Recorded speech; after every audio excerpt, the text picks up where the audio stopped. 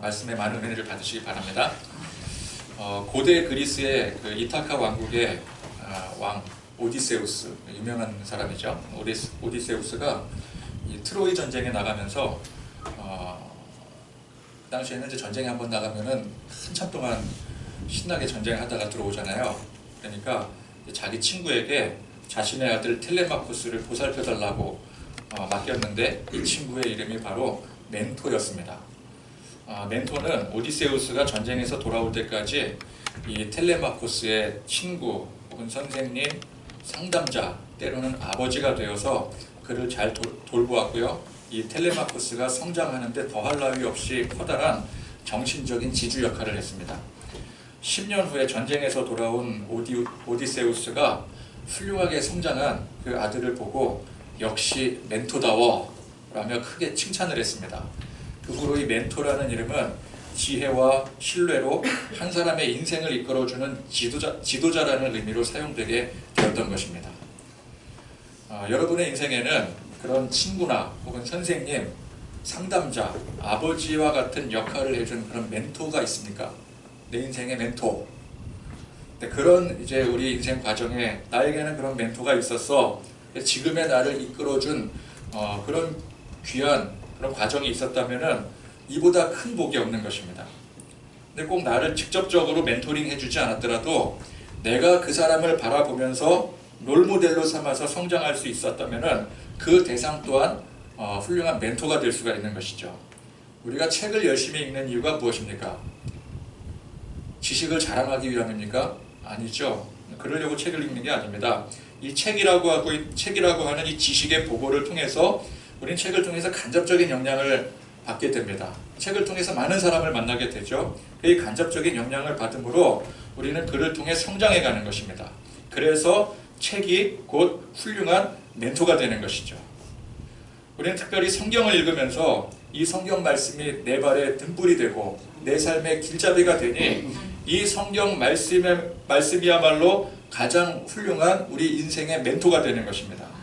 그리고 우리가 예수님을 믿지 않겠습니까?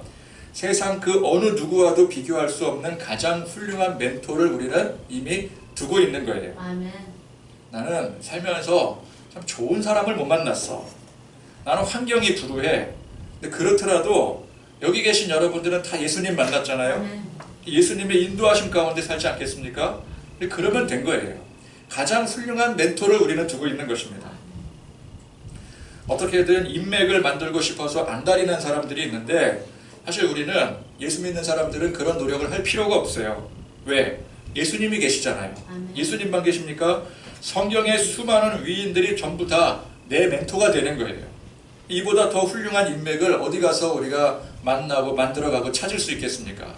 가장 훌륭한 멘토들께서 지금의 우리를 이끌어 주셨음에 감사함으로 살아가는 그런 저와 여러분들이 되시기를 바랍니다. 아멘. 자, 그런 성경의 수많은 위인들 중에서도 우리가 특별히 이제 주일 오전 예배 말씀을 통해서 바울을 만나고 있지 않겠습니까? 바울에 대해서 이제 배우고 또 알아가고, 이 바울이라고 하는 옛 성경 위인을 우리가 알아간다는 게 무슨 뜻입니까? 그 바울이 가지고 있던 좋은 영향력을 우리가 배우는 거예요. 이어받는 거예요. 직접 대면해서 바울을 만나는 것은 아니지만 우리는 바울을 알아도 바울은 우리를 모르잖아요. 그렇죠? 그러나 이 성경 말씀을 통해서 우리는 간접적으로 바울을 만나는 거예요. 그래서 이 말씀을 통해서 우리가 은혜를 받으면서 야, 나도 이 사도 바울처럼 충성스러운 복음의 사명자가 되어야 되겠다. 그렇게 우리가 다짐을 했다면 이 바울이 곧 내 인생의 소중한 멘토가 되는 거예요. 바울은 복음의 사명에 있어서 훌륭한 멘토의 역할을 해줄 수 있는 사람이었습니다. 그래서 그 당시에도 지금 우리가 물론 이제 바울을 멘토 삼아서 바울을 본받고 있지만 그 시대에도 바울의 영향을 받은 제자들이 많이 배출되었습니다. 바울의 제자들 중에서 대표적인 사람 누구였습니까? 디모데가 있었죠. 디모데는 바울이 2차 선교 여행 때 루스드라라고 하는 곳에서 처음 만났던 사람이었습니다. 그는 부친이 헬라인이었고 모친이 유대인이었습니다. 그래서 어머니와 외할머니의 영향을 많이 받아서 어려서부터 그는 하나님을 신실하게 믿었던 사람이었죠. 그러다가 바울을 만나서 이 복음으로 회심하게 되고 그 이후에 바울의 훌륭한 제자가 되고 이제 복음의 사명자가 되는 것입니다. 또 누가 있습니까? 유명한 사람 중에 브리스길라와 아굴라가 있었죠. 부부 아니겠습니까? 이 부부도 바울이 2차 선교여행 때 고린도에서 만났던 사람들이었습니다. 브리스길라와 아굴라는 바울을 만난 이후로 그들도 복음으로 회심하고 또 바울과 적극적으로 동역을 하면서 훌륭한 바울 사역의 동반자 역할을 했었죠. 그런데 바울은 여러분들 잘 아시다시피 대적들도 참 많았습니다. 유대인들 중에 상당수가 바울을 핍박했습니다. 유대 지도부에서는 경계 대상 1호가 바울이었고요. 바울을 죽이기까지는 먹지도 마시지도 않겠다고 결단했던 무리들도 있었습니다. 그럼 교회 밖에 유대인들에게만 적이 있었습니까? 아닙니다. 교회 안에서도 바울은 적이 많았어요. 바울의 사도권을 인정 못하겠다. 바울은 원래 우리를 핍박했던 자가 아니냐. 그렇게 바울을 인정하지 않는 사람, 바울의 대적들이 많았습니다. 근데 그런 대적들은 바울의 이 사역 성격상 생긴 것이지 기본적인 사람 됨됨이 때문에 그런 것이 아니었습니다. 여러분, 우리도 이 주님의 십자가의 복음 들고 세상에 나아갈 때 세상이 우리를 대적하고 핍박하는 것은 필연적인 일이라는 거예요.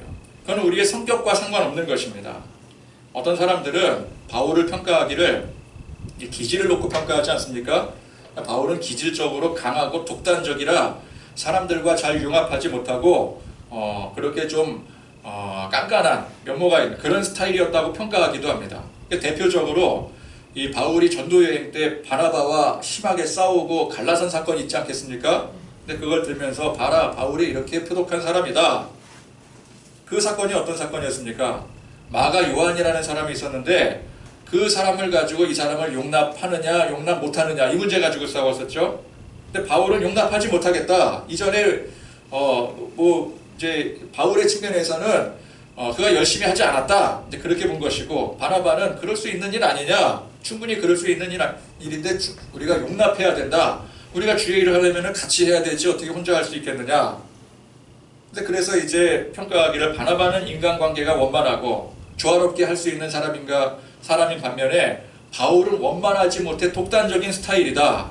그렇게 평가하기도 하는데, 그런 단편반을 가지고 어떻게 사람을 평가하겠습니까? 만약 바울이 그런 스타일이 두고두고 문제였다면은 바울은 어디를 가나 문제를 일으켰을 거예요. 인간관계가 항상 험악했어야 됩니다. 그런데 사실 전혀 그렇지 않았어요. 바울은 복음을 위해서 자신을 헌신하고 희생하고 눈물로 복음의 씨앗을 뿌린 사람입니다. 바울이 아니었으면 고린도나 에베소나 갈라디아 등등 그런 타 지역의 교회가 세워졌겠습니까? 세워졌더라도 훗날 세워졌겠죠. 한참 지난 후에 세워졌겠죠.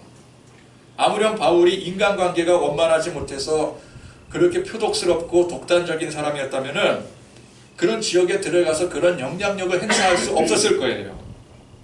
물론 기질상 바나바와 심하게 다툰 그런 면모가 있었을 것입니다. 그러나 우리 지지난주에 MBTI 검사하면서 근데 그런 이제 여러 이제 성격 테스트라든지 그런 검사할 때 뭘 느낍니까? 내 기질이, 내 스타일이 원래는 이런 기질이었고 이런 스타일이었는데 살면서 우리 이제 하나님의 말씀의 영향을 받고 또 다른 우리 주변 사람들의 영향을 받고 그래서 내가 많이 바뀌었구나 그거를 느끼게 되죠. 바뀐 나의 모습을 고백하게 되잖아요. 그러니까 기질 안에서 그 기질 안에 나쁜 성향이 있고 좋은 성향이 있는데 나쁜 성향을 가지고 있던 것들이 점차 좋은 성향으로 바뀌고 있음을 깨닫게 되는 거예요. 그러니까 우리도 그렇지인데 바울 같은 사람이 안 바뀌겠습니까? 설령 그런 기질 안에서 나쁜 성향이 있다 할지라도 스스로 그 안 좋은 성향을 알고 바꾸려고 노력하지 않았겠습니까? 바울은 누구보다도 그렇게 자신의 그 성향을 바뀌기 위해서 노력했던 사람이에요. 바울은 여러 면에서 모범이 될 만한 훌륭한 사람이었습니다.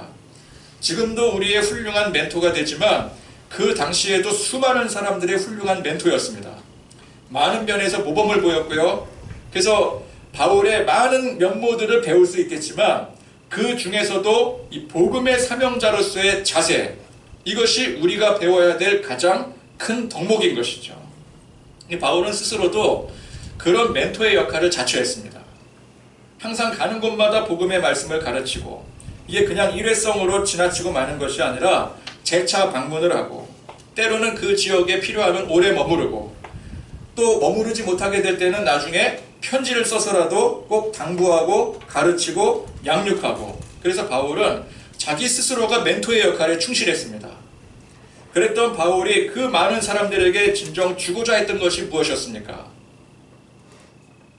예수 그리스도를 향한 마음, 믿음, 열정, 이 복음의 열정. 그래서 갈라디아서에 보면은 이 바울이 다른 복음은 없다라고 강조하면서 이 갈라디아서 6장 14절에 그러나 내게는 우리 주 예수 그리스도의 십자가 외에 결코 자랑할 것이 없으니 그리스도로 말미암아 세상이 나를 대하여 십자가에 못 박히고 내가 또한 세상을 대하여 그러하니라. 자, 내가 자랑할 것은 오직 예수 그리스도의 십자가밖에 없다. 즉 나를 통해 무엇을 배우라고요? 무엇을 닮아가라고요? 예수 그리스도의 십자가의 흔적을 발견하고 닮아가라. 많은 사람들이 바울을 흠모하면서 바울을 따르면서 우리가 이제 어떤 사람을 야, 저 사람 참 위대한 사람이야, 배울 만해, 본받을 만해 할 때 그 사람의 배울 점이 분명히 있잖아요. 근데 그것만 봅니까? 사람이 좋으면 그 사람의 모든 게 다 좋아 보여요. 그죠? 그러면 그 사람의 모든 걸 배우고 싶어 해요. 그래서 바울의 일거수일투족의 감명을 받으면서 뭐 이런 사람이 있지 않겠어요? 난 바울의 걸음걸이도 멋있는 것 같아. 걸음걸이까지 막 닮아가려고 하고, 목소리 톤이 너무 멋있어. 그 막 따라하려고 하고. 저도 그래요. 설교 이제 연구를 하면서 그 대한민국에 내노라 하는 목사님들 설교 기가 막히게 하시는 분들 저도 보면 막 따라하려고 막 노력을 해요. 막 그 톤도 따라하고 스타일도 따라하려고 하고. 근데 바울은 그런 사람들에게 다른 거 다 필요 없고 나에게서 다른 거 배우려고 하지 말고 오직 예수 그리스도의 십자가에 관한 것만 닮아라. 이것만 배워라. 그렇게 강조를 하는 거예요. 자, 우리가 사람들에게 무엇을 자랑하겠습니까? 우리 자랑할 게 뭐가 있나요? 없죠. 예수님 안 믿는 사람들은 그런데 자기 자랑을 신나게 합니다. 자기 PR, 어필이 굉장히 중요한 덕목이에요. 그래서 회사 같은 데 취직하려면은 자기 자신에 대해서 이만큼인데 사실은 이만큼으로 부풀려서라도 자기 자랑을 해야 돼요.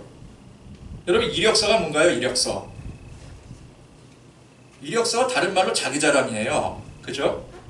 나 이만큼 배우고 이만한 경력 쌓았다. 그러니 봐달라. 나를 뽑아달라. 나를 인정해달라.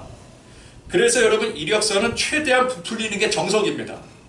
저도요, 이제 막 교회 사역 옮겨 다닐 때 이력서 많이 쓰잖아요. 그럼 별의별 자격 다 써요, 그냥. 태권도 자격증까지 썼었어요. 근데 태권도 하나도 못하거든요. 근데 군대에서 어거지로 땄어요. 근데 그것까지 막 쓰는 거예요. 아니, 그거 쓰기 싫은데 주변에서 막 써야 된대. 어떻게든 칸을 늘려야 된대요.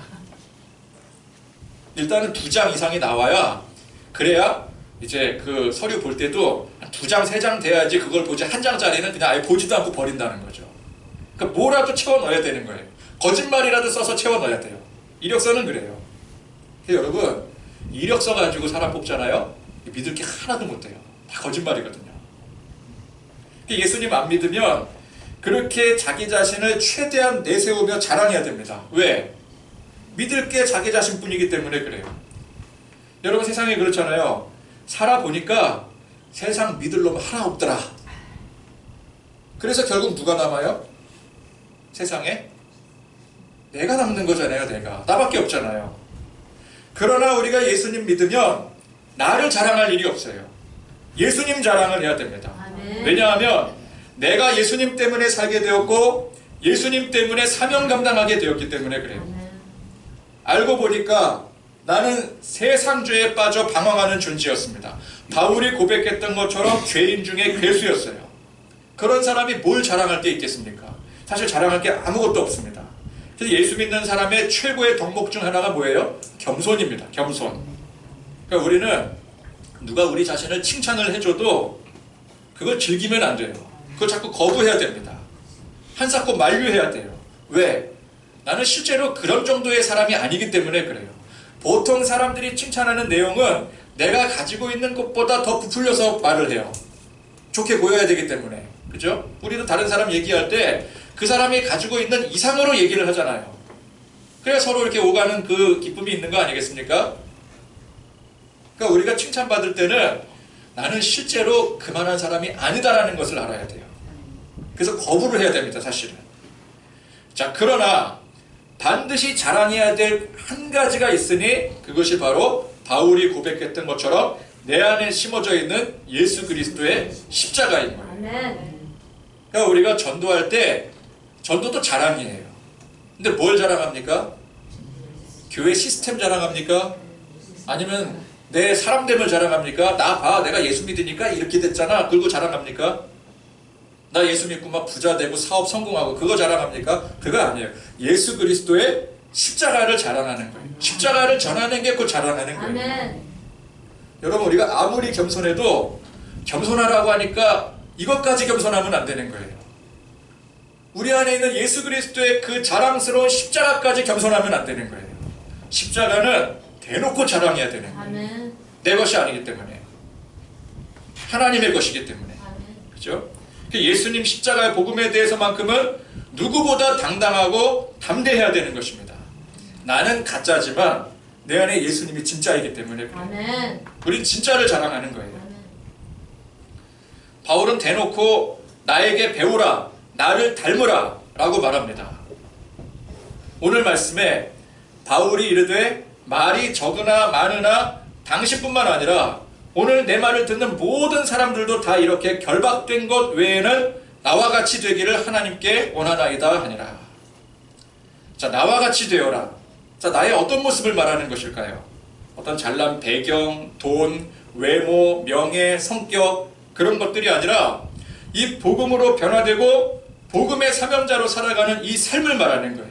예수 그리스도의 십자가를 말하는 것입니다. 아멘. 그 중심에 내가 있는 게 아니죠. 예수님이 계신 거예요. 아멘. 자, 그 대상이 나보다 연약한 사람, 사회적으로 소외된 계층 뿐만 아니라 오늘 말하고 있는 대상은 무려 누구예요? 왕입니다. 왕. 총독이에요. 왕이나 총독 앞에서 당신들도 나를 닮으라. 나에게서 배우라. 나와 같이 되어라. 이 얼마나 대단한 자신감입니까? 언뜻 교만해 보여요. 그죠? 아니, 자, 이거 뭔데? 그러니까 자기를 자기를 자랑하는 게 아니에요. 자기를 배우라는 게 아니에요. 내 안에 계신 예수님의 십자가를 보고 배우라는 것이죠. 심지어 지금 바울의 신분은 뭐예요? 죄수입니다. 죄수. 그러니까 내가 지금 죄수의 신분으로 있는 것 이거 빼고 내 안에 있는 예수 그리스도의 모든 것을 배워라. 바울에게는 예수 그리스도의 십자가 외에 다른 중요한 게 없었습니다. 이 최고의 가치를 붙들고 이를 전하는 게 사명이었습니다. 그게 누가 되었건 내가 어떤 위치에 있건 설령 죄수의 위치에서 상대의 신분이 왕이라 할지라도 로마 황제라 할지라도 그는 당당히 십자가의 복음을 외쳤습니다. 이렇게 십자가의 복음을 붙들고 증거하는 나를 닮아야 된다고 죄수의 신분에서도 그렇게 당당하게 외칠 수 있었던 거예요. 저는 그래서 바울의 이런 당당함에 매료되었었습니다. 나 자신을 드러내고 나를 닮으라. 그런 세상적인 당당함이 아니라 보통 세상에는 당당한 사람, 접답답한 사람, 멋있는 사람, 훌륭한 사람 뭐라 그래요? 나를 닮으라 그러잖아요. 내가 가진 모든 것들을 배우라 그러잖아요. 근데 바울은 그게 아니에요. 내 안에 있는 예수 그리스도의 십자가를 배워라.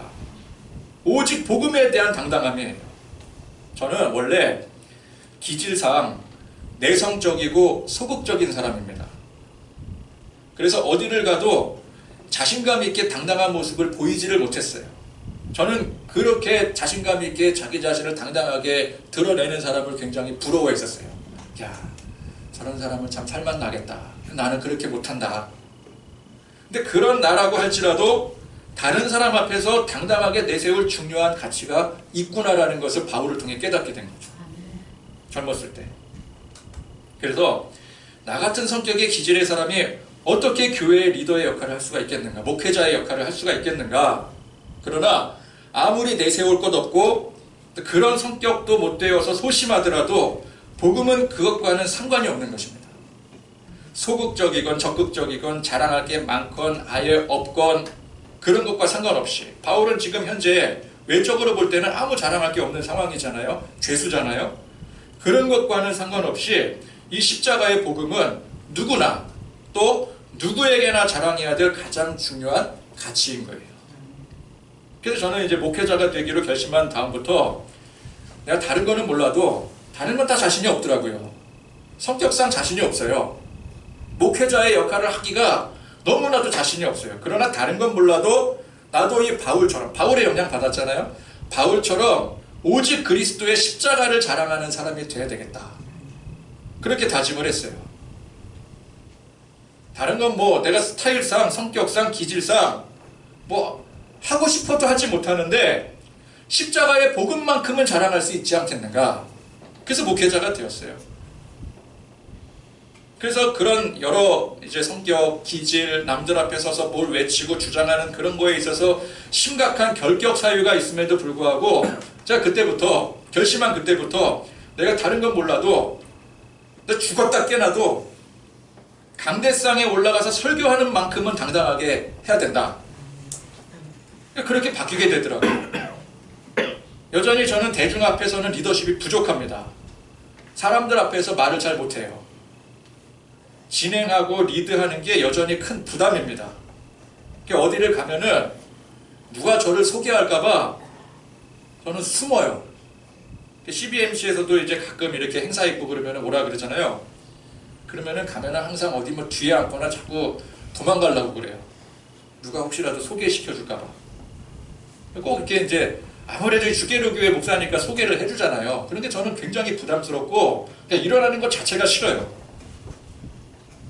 그러나 복음 전하는 이 설교만큼은 이게 잘하건 못하건 이거는 소신껏 하려고 해요.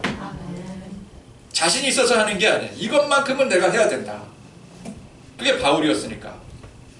제가 이제 교육전도사로 처음 이제 다른 교회로 처음으로 부임해 갈 때 얼마나 굉장한 부담이었겠습니까? 그죠? 아무것도 모르는데 물론 이제 자라온 모교회에서 이제 전도사 사역을 했지만 모교회에서 사역하는 거랑 생판 다른 곳에 가서 첫 사역지 가서 사역하는 거랑은 완전히 다른 무대거든요. 부담이 됐지만 어차피 할 건 해야 되잖아요. 맞을 건 맞아야 되잖아요. 그래서 제가 한 가지 다짐을 했습니다. 복음 증거하고 가르치는 사명자로 가는 만큼 이 부분에 대해서만큼 당당해지자. 담대하자. 그리고 바울처럼 나를 닮으라고 감히 말할 수 있는 그런 사람이 되자. 그런 마음을 가지고 갔어요. 근데 교회 처음 부임해 갔더니 이 교육전도사라고 막 대놓고 무시를 하고 또 불쌍하게 보기도 하고 이 교육전도사는 보면은요 불쌍하게 생각을 해요. 힘들겠다 막 이러면서 왜 저러고 있을까 막 그런 생각도 하고 사람들이 막 그렇게 여겨요. 그런 말도 막 해요. 왜 전도사가 됐어요? 그 젊은 나이에 창창한데 뭐 그렇게 물어보는 사람도 있어요. 저는 그런 편견 자체가 싫었어요. 내가 왜 무시를 당해야 되느냐? 내가 왜 불쌍하냐? 난 불쌍한 사람이 아니거든요.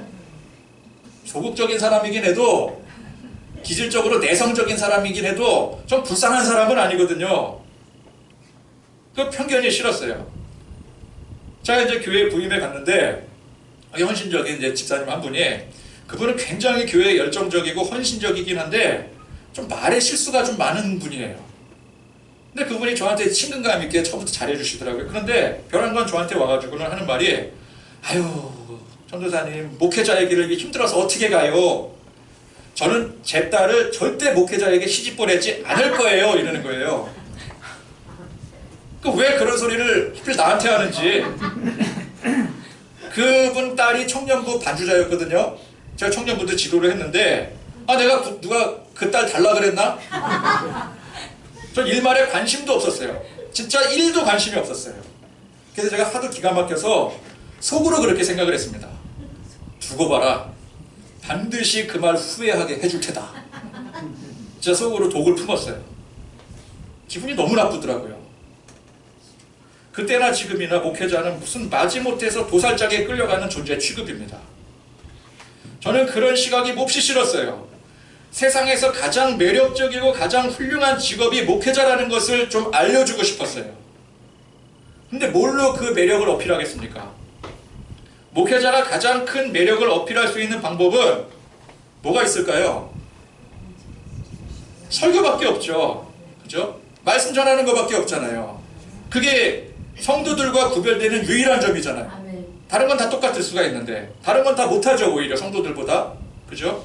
근데 유일하게 성도들에게 한 가지 어필할 수 있는 그 장소가 강대상 설교 장소인 거예요. 그래서 저는 생각을 했어요. 내가 이걸로 사람들을 죽여야 되겠다. 그래서 책을 열심히 읽기 시작했습니다. 제가 한때 책 읽을 때는요 정말 독하게 읽었어요. 어떻게든 내 걸로 만들려고. 성경을 깊이 묵상하는 훈련을 했고요. 서점에 가가지고요 그 당시 내놓으라 했던 그 목사님들 설교 테이프 죄다 사다 모았어요. 제가 그 당시 차 운전하고 다니면서 차에 그냥 보따리로 쌓아뒀어요. 설교 테이프를. 그리고 거의 외다시피 들었어요. 외우다시피. 마르고 닳도록 들었습니다. 그리고 제가 그렇게 이제 복음에 당당하게 사는 만큼 보이는 모습도 꿀리기가 싫었어요. 나 보이는 모습도 꿀려 보이기 싫다. 매력적으로 보이게 행동을 했습니다. 그때는 그랬어요. 일부러 그랬어요. 일부러. 그 옷도요 세련된 옷으로 사 입었어요. 비싼 옷은 못 사 입지만 그 정해진 가격대 내에서 가장 매력적으로 보일 만한 옷, 넥타이, 코디를 했어요. 그 사람들에게 선망의 대상이 되도록 했습니다. 학생들은요 우리 전도사님처럼 되고 싶다는 생각이 들도록 했고요. 제가 그렇게 만들었어요. 딸 가진 부모들은 사위 삼고 싶어 할 생각이 들도록 했어요. 저는 그렇게 살았습니다. 그렇게 한 이유는 그 집사님에 대한 복수심 때문이었습니다. 진짜. 그리고 나중에 제가 이제 결혼을 했잖아요. 여기 어머님이 아닙니다. 전혀. 예. 제가 결혼할 때 제가 이제 그 결혼할 때는 그 교회에서 다른 교회에서 또 다른 교회로 이미 옮긴 상황이었는데 제가 그 집사님 모녀를 제 결혼식에 당당히 초청을 했어요. 왜? 진한 후회를 남기도록. 제가 웃자고 하는 소리지 뭐 실제 정말 복수심 때문에 그랬겠습니까? 근데 아무튼 저는 십자가 복음을 증거하는 목회자가 그런 거지 같은 취급받는 게 그게 싫었었어요. 근데 정말 거지 같은 취급을 하더라고요. 그런 이미지 반전을 위해서 노력을 했습니다. 그래서 저는 대체적으로 가는 곳마다 각광받고 인기 있는 목회자가 되었어요. 믿어지지 않으시겠지만 제 과거는 그랬답니다. 자, 그러나 그렇게 되겠다고 주객이 전도되면 되겠습니까?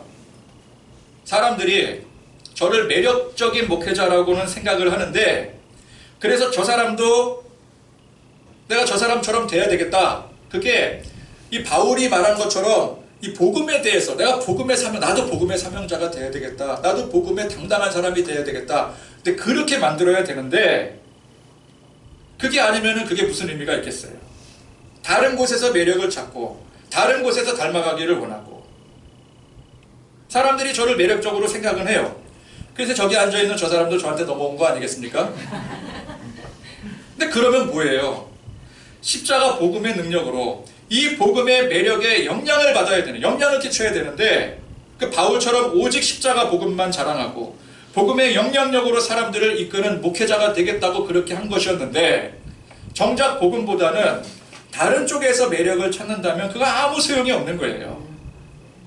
여러분, 사람의 매력을 젊고 싱싱한 외모에서 찾는다면 당장 그 외모가 빛을 발할 때는 많은 사람들에게 영향을 줄 수가 있습니다. 그러나 나이가 들고 그 빛나던 외모 다 잃어버리게 되면은 그렇게 외모를 보고 따랐던 사람들은 그 순간 다 떠나고 마는 거예요.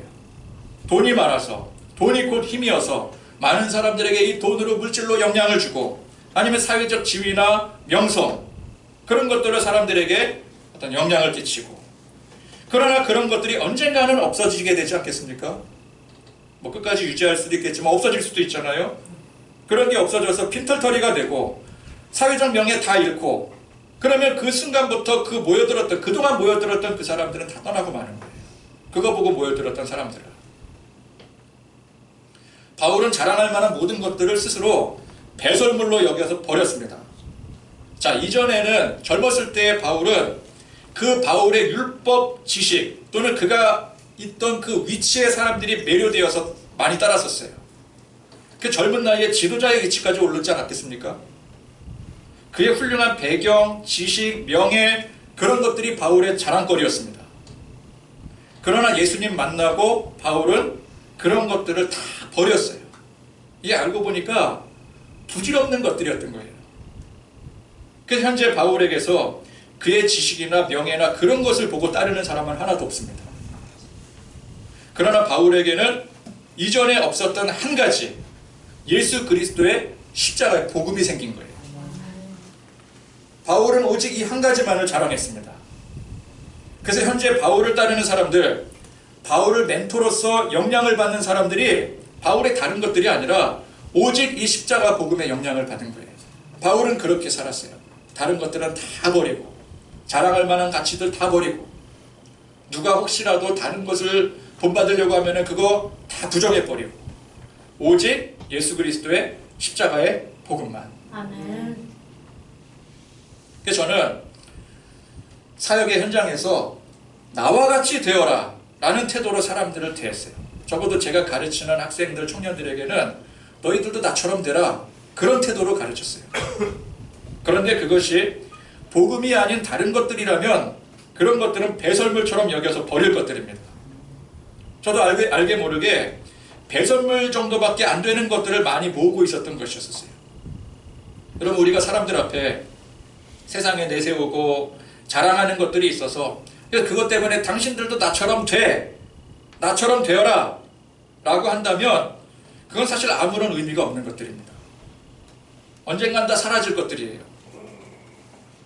또는 우리가 다른 사람의 어떤 그 사람이 가지고 있는 부나 명예나 또 매력적인 요소들을 보면서, 야, 나도 저 사람처럼 저렇게 됐으면 좋겠다, 나도 저 사람처럼 부자 되면 좋겠다, 나도 저 사람처럼 명예 얻었으면 좋겠다 라고 흠모하는 것도, 그것도 다 부질없는 거예요. 우리는 복음에 당당해야 됩니다. 복음을 자랑해야 돼요. 돈 없고 아무런 명예 없어도 우리는 주 예수 그리스도의 십자가 복음을 들고 있는 거예요. 십자가 복음 가지고 있잖아요. 그러면 우리는 그것으로 영향을 주는 사람들이 되어야 되는 것입니다. 그러니까 우리는 어떤 형태로든 우리 주변 사람들에게 영향을 주는 존재입니다. 사회를 이루며 살아가기 때문에, 그죠? 우리는 사람들과 교류를 하며 살아가기 때문에 어떤 형태로든 영향을 주게 돼 있어요. 그런데 나로 하여금 다른 사람들이, 야, 나도 저 사람처럼 되고 싶다, 근데 이런 사람이 돼야 되지 저 사람처럼은 되지 말아야 되겠다, 그런 영향력을 주는 사람이 되면 안 됩니다. 그죠? 그것도 영향력이잖아요. 또 저 사람처럼 되고 싶다라고 할지라도 그것이 돈이나 명예나 다른 어떤 매력적인 요소들이라고 한다면 그것도 다 부질없는 일이라는 거예요. 오늘 바울처럼 아무런 외적으로는 매력도 없고 내세울 것도 없는 그런 죄수의 위치에 있을지라도 내 안에 확신이 있게 이 고백하는 십자가 복음의 진리를 붙들고 이것이 진정한 나의 영향력이 되어서 멘토의 역할을 감당하기를 원하고 다짐하고 기도하는 그런 저와 여러분들이 되실 수 있기를 간절히 축원드립니다. 아멘.